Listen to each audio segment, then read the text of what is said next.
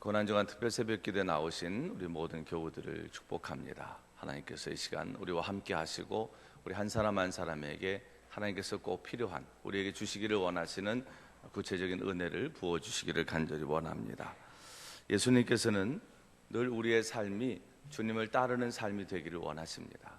이번 고난주간의 특별 새벽기도의 주제가 우리가 예수 그리스도와 함께 죽고 주님과 함께 죽고 주님과 함께 사는 신비라고 하는 주제를 가지고 있는데, 특별히 주님과 함께 죽고 주님과 함께 사는 삶, 이걸 다른 말로 말하면 제자의 삶이다라고 말할 수 있습니다.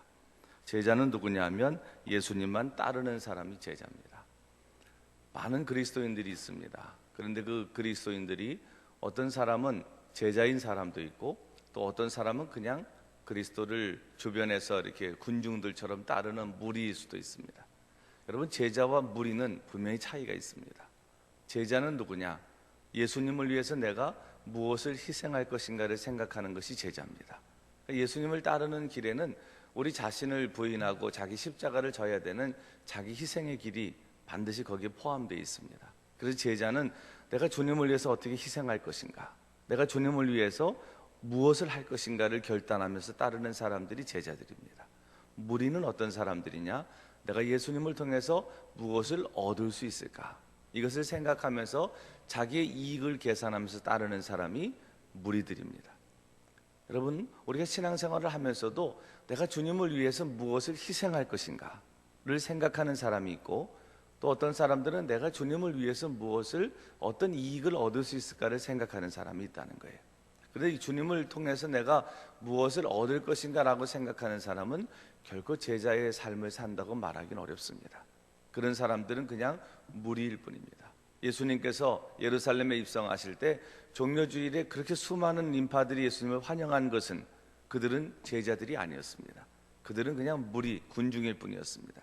왜 그들이 무리며 군중이냐 하면 예수님을 통해서 무엇을 얻을 것인가를 그들은 생각하면서 자신들의 욕심에 의해서 예수님을 환영했던 사람들이기 때문입니다.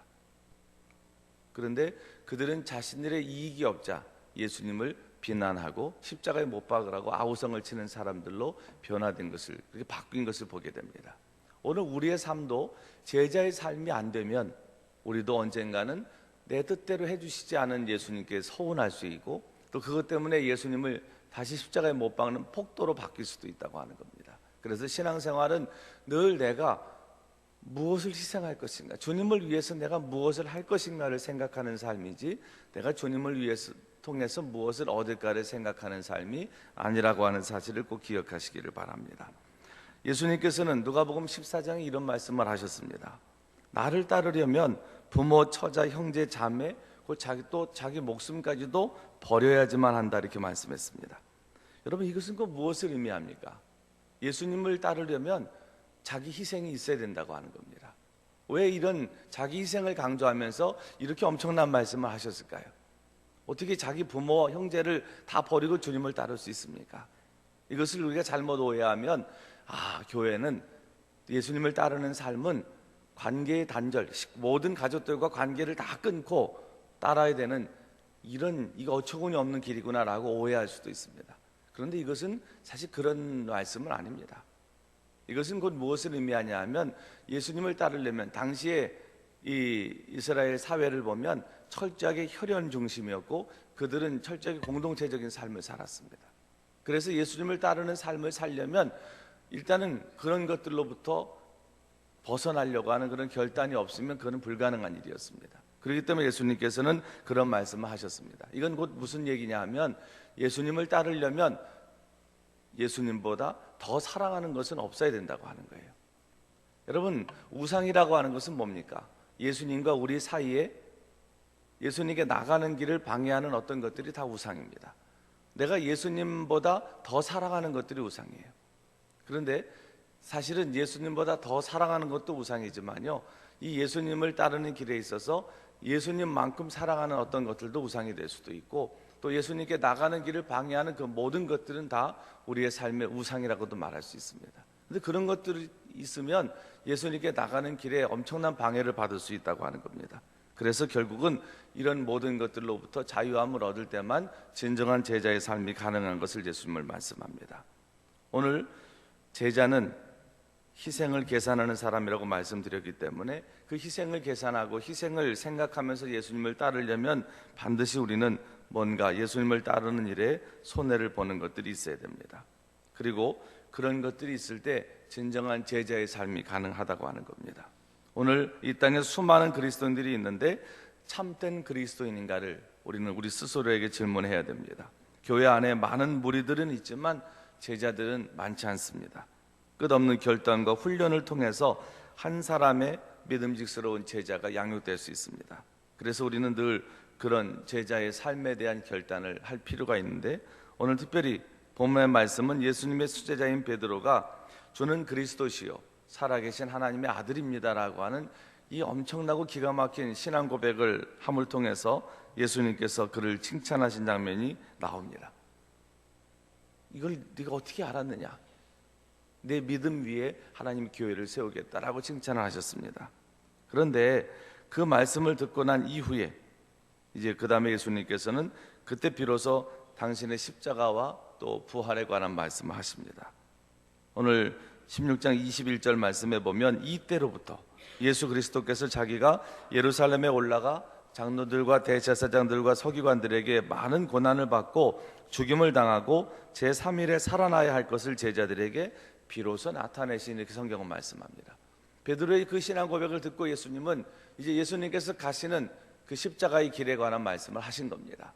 그때 제자들의 반응은 어땠습니까? 특별히 베드로는 예수님은 그리스도시고 하나님의 아들이라고 고백했던 그 베드로가 이 말씀을 이해하지 못하고 22절에서 이런 말씀을 합니다. 뭐라고 말씀했냐 하면 예수님을 붙들고 항변하여 이르되 주여 그리 마옵소서, 이 일이 결코 주께 미치지 아니하리다. 이렇게 예수님을 그 고난을 전면 부인하고 나서는 것을 보게 됩니다. 사실 이 베드로가 예수님을 메시아로 고백했을 때 생각했던 메시아상은 비극적으로 십자가에 달리는 예수님은 아니었다고 하는 거예요. 오늘 베드로가 예수님에 대해서 주는 그리스도시요 살아계신 하나님의 아들이라고 하는 이 고백은 예수님께 대한 정확한 고백입니다. 예수님은 그리스도라고 하는 것은 예수님은 메시아십니다. 우리를 구원하기를 위해서 하나님께서 이 땅에 보내주시마 약속하신 그분이 바로 당신이십니다 라고 고백하는 거예요. 그리고 살아계신 하나님의 아들이라고 하는 말도 당신은 메시아십니다라고 하는 말입니다. 여러분들 아시다시피 메시아는 우리를 죄에서 구원할 자입니다. 그리고 그분은 그리스도시죠. 그러니까 히브리어로 말하면 메시아고 헬라어로 말하면 그리스도일 뿐이지 다 이건 같은 의미입니다. 그러니까 우리를 죄에서 건지실 분, 죄에서 우리를 구원할 분이 바로 예수님이십니다 라고 하는 베드로의 고백은 예수님에 대한 정확한 고백입니다. 그런데 베드로가 그것을 제대로 알고 고백한 게 아닌 것이 여기 나와요. 예수님께서 십자가의 고난과 부활을 얘기했더니 예수님은 이 베드로는 안 됩니다. 절대 예수님은 그렇게 되시면 안 됩니다라고 그렇게 막아섭니다. 왜? 베드로가 생각했던 예수님은 십자가에 달려서 힘없이 돌아가시는 그런 분이 아닌 거예요. 베드로가 기대했던 메시아는 하나님의 권능으로 모든 그동안 자신들을 힘들게 했던 사람들을 다 물리치고 승리하는 그 승리의 왕으로만 생각을 한 겁니다. 베드로도 예수님께서 십자가의 죽음을 통해서 승리하시는 이런 모습에 대해서는 상상도 못했던 겁니다. 여러분, 이 십자가의 길이라는 게 그렇습니다. 누구도 상상할 수 없는 길이었어요. 누구도 이해할 수 없는 것이 예수님의 십자가입니다. 어떻게 메시아가 그렇게 힘없이 십자가를 지실 수 있느냐? 어떻게 메시아가 그렇게 힘없이 사람들로부터 조롱을 받을 수 있는가? 이것은 당시에 제자들마저도 이해할 수 없었던 길이었습니다. 여러분, 십자가의 길이라고 하는 것은 우리가 생각하는 길하고는 다릅니다. 우리들은 뭔가 신앙생활을 하면서 예수님을 따르면서 힘을 얻기를 원하고, 또 예수님을 따르면서 뭔가 큰 부를 원하고, 또 예수님을 따르면서 막 뭔 일이 막 엄청나게 잘 되고, 예수님을 따르면서 내가 상상할 수 없는 그런 기적들이 막 일어나는 것을 원합니다. 그러나 물론 그것도 틀린 것은 아니에요. 예수님을 따르다 보면 그런 은혜를 경험할 수 있습니다. 그런데 여러분, 십자가의 길은 꼭 그런 길만을 통해서 하나님이 영광 받으신다든지 하나님의 뜻이 이루어지는 것은 아니라는 거예요. 때로는 처절한 고난을 통해서, 때로는 수없이 많은 고통들을 통해서, 또 때로는 내가 깨지고 낮아짐을 통해서 하나님의 뜻이 이루어지는 길도 있다는 거죠. 그것을 보여준 것이 십자가입니다. 그리고 그런 길이 더 의미 있고 가치 있는 길인 것을 오늘 예수님께서는 우리에게 말씀해 주십니다. 다시 말하면은 패배와 무기력 그리고 수치와 고난, 죽음의 메시아가 아니라 승리와 권능, 영광과 축복, 생명의 메시아만을 생각했던 예수님의 제자들의 생각하고는 전혀 다른 길이, 그게 십자가의 길이라는 거예요.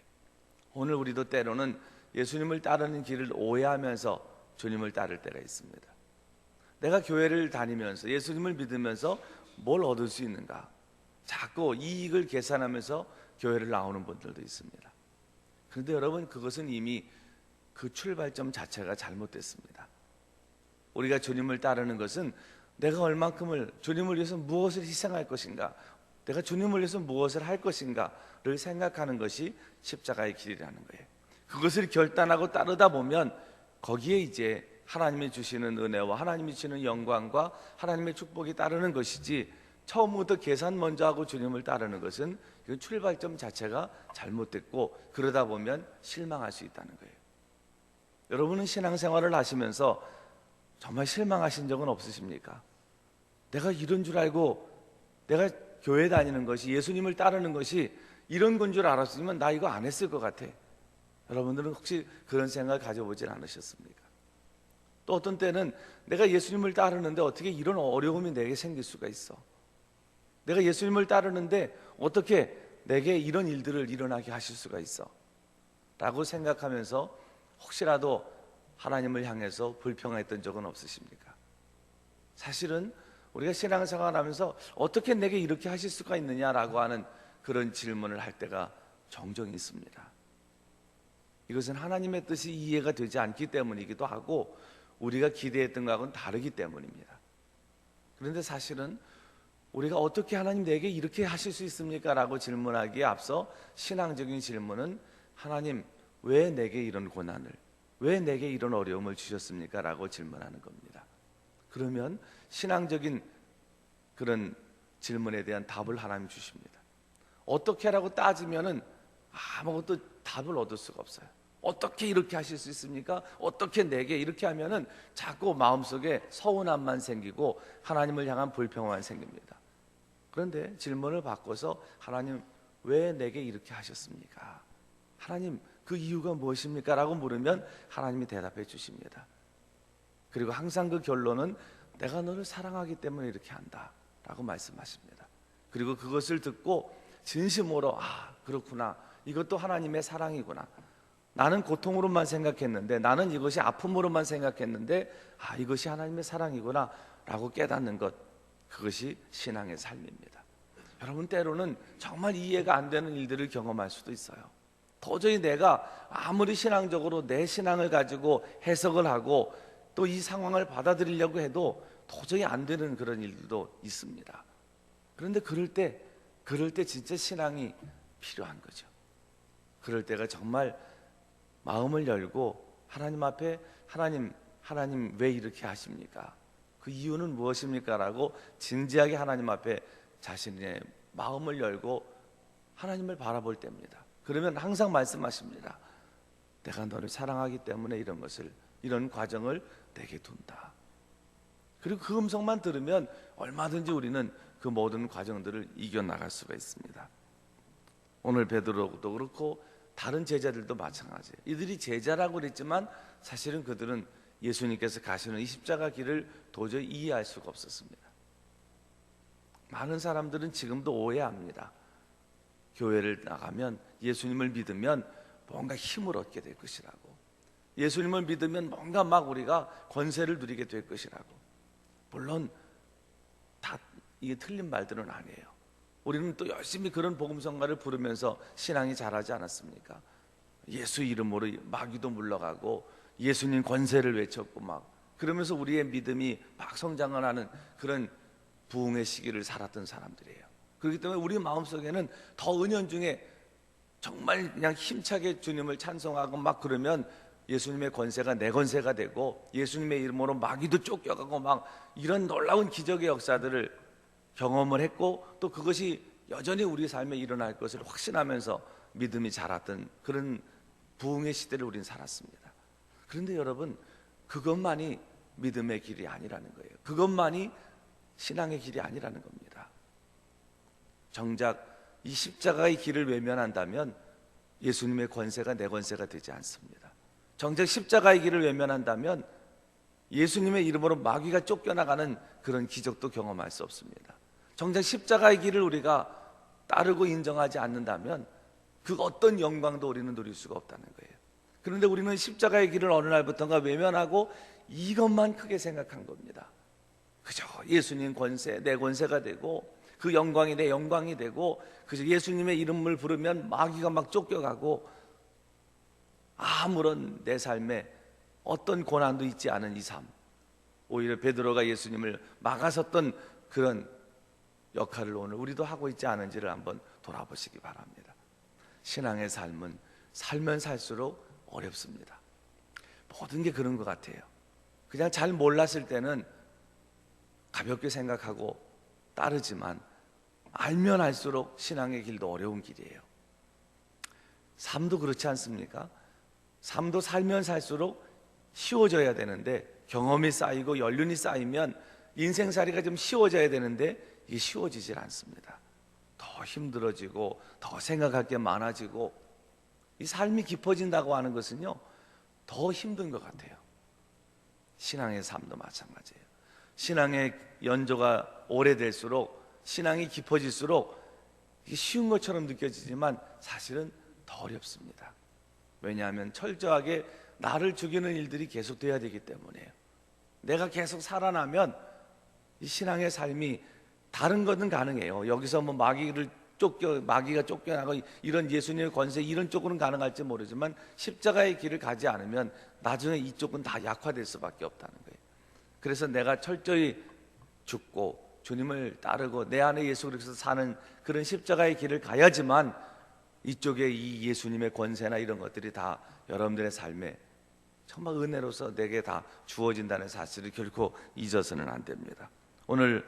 분명히 오늘 본문의 말씀 마태복음 16장 24절 이하의 말씀에 보면 예수님을 따르려면 우리가 어떻게 따라야 되는지에 대한 말씀이 있습니다. 이 말씀은 우리가 잘 아는 말씀이지만 다시 한번 고난주간에 되새겨야 되는, 또 마음에 새겨야 되는, 그리고 결단해야 되는 그런 소중한 말씀입니다. 우선 우리가 예수님을 따르려면 가장 먼저 해야 될 일이 있다는 거예요. 이게 제자의 첫 번째 길입니다. 그건 뭐냐? 자기를 부인해야 된다고 하는 거예요. 예수님 시대 이스라엘 사람들에게는 오늘 우리와 같이 어떤 프라이버시를 가진 자유로운 개인의 개념이 없었다고 합니다. 개인은 없고 언제나 가족을 비롯해서 공동체의 일부로 자기 자신을 이해했습니다. 가족이나 공동체를 떠나서는 아무 일도 할 수 없었던 시대, 그 시대가 예수님 당시의 그런 사람들의 삶이었습니다. 그래서 이 자기를 부인한다고 하는 말은 가족이나 공동체와 관계를 끊으라고 하는 말과 직결되는 말이라고 하는 거예요. 그래서 아까도 말씀드렸지만 누가복음 14장 26절에는 예수님께서 나를 따르려면 자기 부모와 처자와 형제와 또 자매와 자기 목숨까지도 버려야 된다라고 말씀하셨습니다. 이것은 가족 간의 관계나 공동체의 관계가 하나님과의 관계보다는 앞설 수 없다라고 하는 그런 말씀입니다. 자기 자신이나 가족이나 주변 사람들과의 관계 때문에 하나님과의 관계가 뒤로 밀려서는 안 된다고 하는 의미입니다. 자기를 부인하라고 하는 것은 자기 편리나 자기 이익이나 또 자기 명예나 자기 인기나 권세 이런 것들을 구하는, 자기로부터 하나님의 의를 구하고 하나님의 자비를 구하고 하나님의 사랑을 구하고 또 하나님의 평화를 구하는 그런 사람으로 바꾸라고 하는 말씀입니다. 그래서 우리가 예수님을 따르려면 이 우선은 자기를 부인하는 것이 필요해요.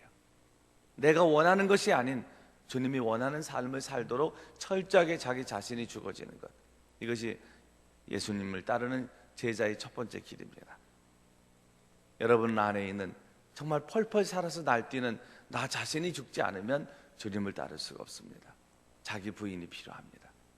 그 다음에 또 두 번째 길은요, 자기 십자가를 지라 이렇게 말씀합니다. 여러분 신약 성경 안에서 십자가라고 하는 말은 직접적으로 십자가를 언급한 것은 한 47번 정도가 나옵니다. 그만큼 성도의 삶에 있어서 이 십자가라고 하는 것이 얼마나 중요한 것인가를 우리에게 일깨워줍니다. 십자가를 진다고 하는 것은 주님을 위해서 기꺼이 고난받을 각오를 하라고 하는 의미입니다. 주님을 위해서 십자가 죽음까지도 감수해야 된다고 하는 말씀입니다. 주님을 위해서 철저한 희생을 생각하라고 하는 말씀입니다. 많은 사람들이 신앙이라고 하는 것을 하나님이 공급하는 능력으로 강해지는 것이라고만 생각합니다. 그러나 여러분, 십자가는 세상의 힘으로는 변화될 수 없는 많은 것들을 변화시키는 능력이 바로 그 연약한 십자가에 있어요. 사람들은 왜 이렇게 하셨을까? 하나님께서 왜 이런 방법을 쓰셨을까? 라고 좀 하나님의 방법이 우리 마음에 들지 않을 수도 있습니다. 왜 굳이 십자가일까? 더 강력하고 더 폼나는 그런 구원의 방법도 얼마든지 있을 텐데 왜 하필이면 십자가일까? 가장 연약하고 아무것도 할 수 없는, 그야말로 가장 처절한 그 고난의 자리, 그 고난의 자리를 통해서 하나님은 구원을 이루셨다는 겁니다. 그런데 여러분, 오늘 이 하나님의 방법은 가장 강력한 방법이었던 것을 기억하십시오. 십자가는 가장 연약한 것처럼 보이지만요, 그것이 가장 강력한 하나님의 구원의 방법이었습니다. 예수님의 십자가를 지시는 모습은 제자들마저도 외면하고 싶을 만큼 그렇게 처절하고 그렇게 가슴 아픈, 그리고 제자들이 어떻게 예수님이 저렇게 많은 군중들이 볼 때도 어떻게 저렇게 예수님이 무력하게 저렇게 가실 수가 있을까라고 생각할 만큼 이해할 수 없는 길이었습니다. 그러나 그것이 가장 강력한 우리를 구원하는 길이었다는 사실을 꼭 기억하시기를 바랍니다. 세상적인 것하고는 다릅니다. 세상적인 강력함과 하나님의 강력함은 분명히 다릅니다. 그렇기 때문에 우리는 십자가를 지고 묵묵히 주님을 따르는 길, 자기 십자가를 지고 따르는 길, 그것이 가장 강력한 삶을 사는 비결인 것을 기억하시기를 바랍니다. 진정한 승리는 십자가를 통해서 우리에게 주어집니다. 십자가를 통해서 얻을 수 있습니다. 내 힘을 통해서, 아니면 누군가의 싸움을 통해서 쟁취되는 게 아닙니다. 묵묵히 자기 십자가를 지는 삶, 그것이 진짜 승리의 삶이에요. 우리는 어느 순간부터인가 막 뭔가 투쟁을 해가지고 얻어내는 것, 이것을 승리라고 생각합니다. 승리를 하려면 당연히 맞서 싸워야 된다고 생각합니다. 그러나 십자가의 승리는 맞서 싸워서 얻는 승리가 아닙니다. 사람들과의 관계도 우리는 그 사람하고 뭔가 싸워야지만 내가 살아있음을 보여주는 것이고, 그 사람과 뭔가 싸워야지만 내가 얻을 수 있다고 생각합니다. 그러나 여러분, 우리가 다 해봤듯이 누군가하고 싸워가지고는 아무것도 얻어지지 않습니다. 누군가 싸워서는 그저 서로에게 다 아픔만 주어질 뿐이지 그것을 통해서 승리를 얻을 수는 없어요. 진짜 승리의 삶을 원하신다면 예수님의 십자가를 지는 것처럼 자기 십자가를 지고 묵묵히 그냥 그 길을 가다 보면 결국은 하나님께서 우리에게 주시는 승리를 경험할 수 있습니다. 예수님의 십자가는 바로 그런 모범을 우리에게 보여주셨습니다. 제자의 삶은, 제자의 길은 그렇게 자기 십자가를 지고 가는 거예요. 싸워서 얻을 수 있는 것은 아무것도 없습니다. 투쟁을 통해서 얻는 것이 아니고 이 십자가를 통해서 얻는 승리가 가장 큰 승리인 것을 꼭 기억하시기를 바랍니다. 세상은 이 모든 것들이 무력해 보인다고, 참 사람들이 눈에 볼 때도 무력해 보이는 것일지 모르지만 말없이 죽을 때 진정한 변화와 진정한 생명의 역사가 그곳에서 일어난다는 사실을 꼭 기억하시기를 바랍니다. 또 하나, 제자의 길은 주님의 뒤를 쫓아야 된다는 거예요. 서두에도 말씀드렸지만 제자는 누구냐? 예수님만 따르는 사람입니다. 자기를 부인하고 자기 십자가를 졌는데 주님을 따르지 않으면 그건 아무 의미가 없습니다. 끝까지 예수님만 바라보고 예수님만 따르는 사람들, 그런 사람들이 제자라고 하는 거예요. 예수님의 제자들은 예수님의 뒤만 따라야 됩니다. 제자들은 비록 예수님이 걷는 길이 즐거움과 영광의 길이 아니라 할지라도 그 길을 기꺼이 가는 사람들이 예수님을 따르는 사람입니다. 초대교회의 베드로를 비롯한 수많은 순교자들이 십자가에 거꾸로 못 박혀서 순교당했다고 하는 기록이 있습니다. 그들은 예수님처럼 자신들이 어떻게 똑바로 그 길을 갈 수 있겠는가? 예수님이 십자가에 바로 달리셨다면 우리는 거꾸로라도 그 길을 가야 된다라고 생각하고 그런 선택을 했다고 하는 겁니다. 여러분, 우리가 예수님의 좋은 제자가 되려면 항상 변함없이 예수님만 따르는 삶이 되어야 됩니다. 어떤 때는 예수님을 잘 따르다가 또 어떤 때는 예수님을 등지는 이런 일들이 더 이상은 반복돼서는 안 됩니다. 정말 예수님의 제자라면 그 길이 고난의 길이든 가시밭길이든 그 길이 내가 손해나는 길이든 그 길을 가는 것, 그것이 바로 제자의 삶입니다. 이번 고난주간 한번 여러분, 나는 제자인가 한번 돌아보시기 바랍니다. 나는 정말 예수님의 제자인가? 내가 제자의 삶을 지금 온전하게 살고 있는가? 한번 여러분 자신을 돌아보시고 하나님 앞에 제자로서의 삶을 다시 한번 결단하시는 그런 복된 교우들이 되시기를 축복합니다. 이 시간 우리가 함께 기도하기를 원하는데, 한번 여러분의 자신의 모습을 한번 진정으로 돌아보십시오. 이번 고난주간 특별 새벽 기도에는 뭔가를 얻고자 하는 기도보다는 내가 주님을 위해서 무엇을 할 수 있을까를 깊이 묵상하고 그것을 결단하는 새벽이 되시기 바랍니다. 여러분들이 원하시는 거, 기도 응답을 받기를 원하는 거 분명히 있으실 겁니다. 그런데 이번 고난주간만큼은 한번 그런 것들은 다 내려놓으십시오. 그건 다 내려놓으시고 그거는 주님이 다 알아서 내 삶에 해주십시오. 그리고 오직 오늘 이 시간은 정말 내가 제자인지만 돌아보십시오. 정말 내가 제자인가? 한번 계속 한번 그 질문을 한번 해보시고 제자로서의 삶의 모습, 자기를 부인하고 자기 십자가를 지고 오직 예수님만 따르는 그런 삶이 내 삶에 지금 있는지 돌아보시면서 그런 삶의 길이 내 삶의 길이었는지, 그렇지 않다면 그 길을 결단하십시오. 그리고 그렇게 되도록 하나님 나를 인도해 달라고 하나님의 은혜를 구하시기 바랍니다. 그 제자의 길을 온전히 가면 모든 것들을 하나님이 더해 주시는 은혜를 경험하시게 될 겁니다. 오늘 시간에 그런 은혜가 우리 교우들이 있게 되시기를 바라고, 그런 마음으로 간절히 기도하시다가 자유롭게 돌아갔으면 되겠습니다. 우리 다 같이 기도하겠습니다.